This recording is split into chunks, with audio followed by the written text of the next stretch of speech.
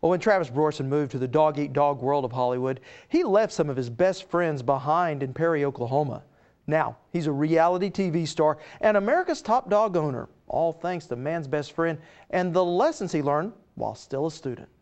I'd holler at him and he'd run the other way. You know what I mean? It's just, he was just my dog. You know, if I could get him to sit and stay for 10 seconds, we were getting somewhere. Something that quickly changed when Travis got the final spot on America's Top Dog, a reality show that pitted him and his dog Presley against professional dog trainers. That's a good boy.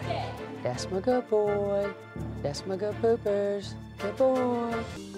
Because they gave us a hard time about doing baby talk to your dog, but I was like, well, he responds so well when I talk to him like he's a child that I was like, how can I not do it? And while the other contestants may have had more experience training animals, they didn't hesitate to help.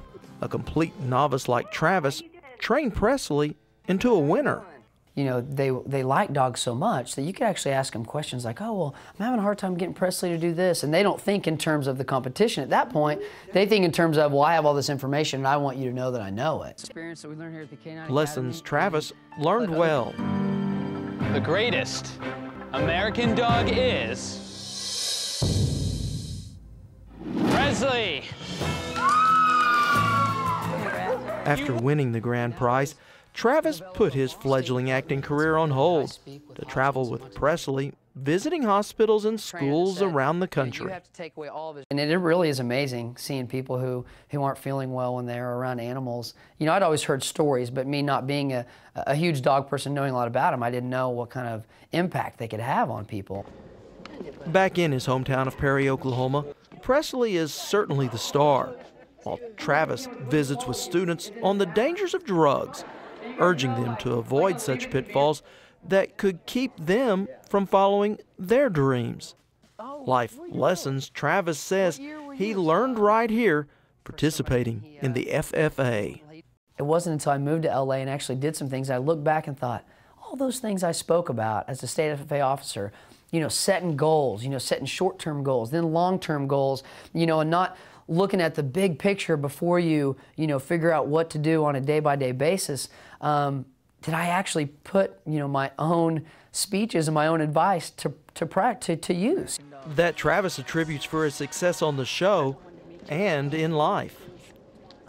Being in the FFA, getting a lot of constructive criticism, you know, from judges at speech contests, from ag teachers, you know, even from my own peers, you know, my state FFA officers, you know, no matter what the constructive criticism was about, but being able to take that and turn it into something positive, you know, because on this show we had judges saying, what were you doing? What were you thinking? How did you do that? And a lot of the other contestants, you know, they'd go back to the house and they'd gripe and they'd complain and say, what are they doing? And they'd be miserable. And I'm thinking, hey, why don't you just, you know, take it for what it's worth. If it's something you want to put to practice, great. If it's not, then, you know, just brush it off. Like, you know, it's not the end of the world. You know, it's just somebody's opinion.